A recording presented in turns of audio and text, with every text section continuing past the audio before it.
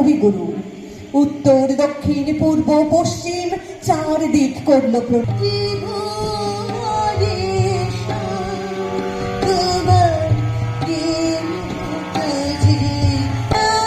একটি সমৃদ্ধ বাঙালি পরিবারে জন্মগ্রহণকারী রবীন্দ্রনাথ ঠাকুর বাংলার সাহিত্য ও রাজনীতির ক্ষেত্রে তার অবদানের জন্য সর্বাধিক পরিচিত।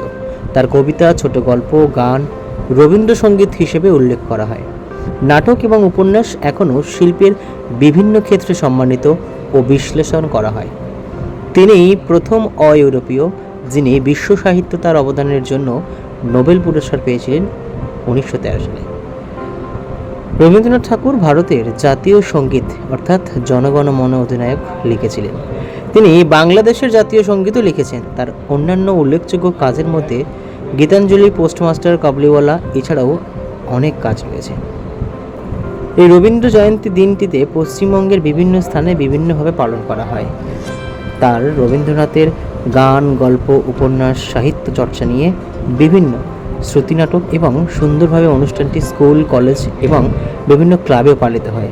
ঠিক তেমন রবীন্দ্র জয়ন্তীর আগে অর্থাৎ 5ই মে বেহালা বাণীতীর্থ গার্লস হাই স্কুল ও লাইনেক্স ফাউন্ডেশন ট্রাস্টের যৌথ উদ্যোগে কে বলে গো সেই প্রভাতে নেই আমি, এই সুন্দর অনুষ্ঠানটি হয়ে গেল বেহালা বাণীতীর্থ গার্লস হাই স্কুল প্রাঙ্গণে। লাইনেক্স ফাউন্ডেশন ট্রাস্ট যেভাবে মানুষের সাথে কাজ করছে দীর্ঘ 4 বছর ধরে, তারা সাহিত্য শিল্প নিয়েও কাজের দিকে এগিয়ে চলেছে। তাই সুন্দর স্কুলের বাচ্চাদের একটি দিন রবি ঠাকুরের প্রতি শ্রদ্ধা জ্ঞাপনে তারা পালন করল। এদিন লাইনেক্স ফাউন্ডেশন ট্রাস্টের বহু সদস্য উপস্থিত ছিলেন এবং উপস্থিত ছিলেন বেহালা বাণীতীর্থ গার্লস হাই স্কুলের শিক্ষিকারা। সকলের উপস্থিতিতে নাচে, গানে, গল্পে অনুষ্ঠানটি জাঁকজমকভাবে পালিত হয়।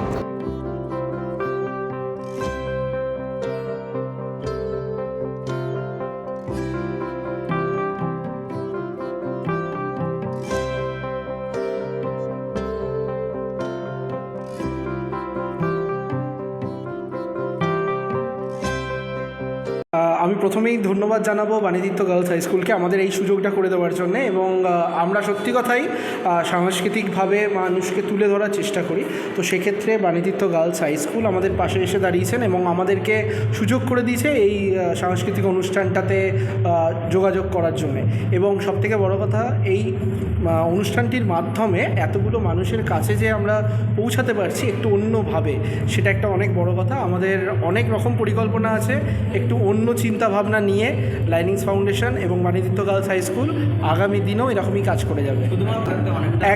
একদমই তাই। আমাদের এটা প্রথম বছর আমরা এটা শুরু করেছি, সেটা হচ্ছে লাইনেক্স ফাউন্ডেশন অনন্য সম্মান, এবং আগামী দিনে এটা আরও বৃহৎ আকারে আমরা সামনে আনতে পারবো বলে আমাদের আশা এটা।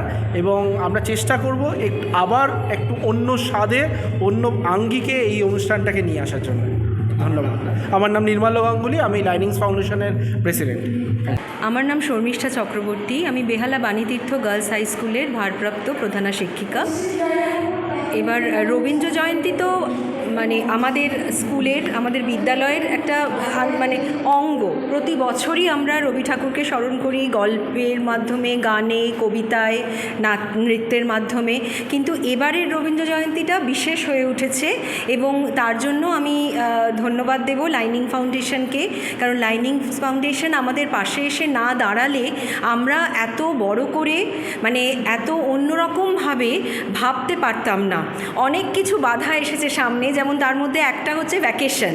হঠাৎ করে গ্রীষ্মের ছুটি, গ্রীষ্মাবকাশ ঘোষণা হয়ে গেল এবং তার ফলে আমরা প্রথমেই কিছু মানে একটু মানে কি বলবো, দোলাচলে ছিলাম যে আমরা ঠিকভাবে অনুষ্ঠানটা কন্ডাক্ট করতে পারবো কি না। কিন্তু যাই হোক, পেরেছি মনে হচ্ছে। এবার লাইনিং ফাউন্ডেশন আমাদের সাথে এভাবেই থাকবে আর আমাদের অনেক পরিকল্পনা আছে আগামী দিনে। সেই পরিকল্পনাগুলো আমরা আরও ফলপ্রসূ করে তুলব, এটাই আশা। এবং বাণীতীর্থ স্কুলের যৌথ উদ্যোগে আজকে আমরা এখানকার শিশুদেরকে এই গরমের ছুটিতে একটু আনন্দ দেওয়া, এবং অবশ্যই বৈশাখ মাস মানেই রবীন্দ্রনাথের একটা আলাদা তাৎপর্য আছে, সেইটাকে স্মরণ করে আজকের এই অনুষ্ঠানটা। এই অনুষ্ঠানে আমরা মূলত যেটা করতে চেয়েছি, বাংলার সংস্কৃতি, বাংলার যে ধারাবাহিকতা সেগুলোকে সবকটাকে একসঙ্গে তুলে নিয়ে এবং রবীন্দ্রনাথের চিন্তাভাবনাকে ছোটদের মধ্যে ফুটিয়ে তুলতে আজকের এই অনুষ্ঠান। আগের থেকে অবশ্যই এই ধরনের অনুষ্ঠান অনেকটাই হ্রাস পেয়েছে, কিন্তু সেই হ্রাসটা যাতে একদম মুছে না যায় তার জন্যই এই প্রয়াস। এরকম প্রয়াস আগামী দিনে আরও বিভিন্ন জায়গায় আমাদের থাকবে এবং শিশুদেরকে এরকম প্রতিভার মধ্যে তাদের প্রতিভাকে উন্মোচিত করার জন্যই আমাদের এই অনুষ্ঠান।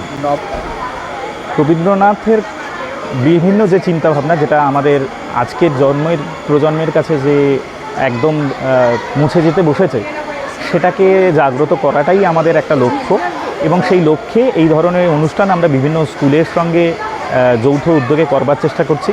লাইনিং ফাউন্ডেশন ট্রাস্ট একটা স্বেচ্ছাসেবী সংস্থা, তাদের প্রয়াসই থাকবে যাতে সমাজের মধ্যে বিশেষভাবে কিছু পরিবর্তন আমরা ঘটাতে পারি।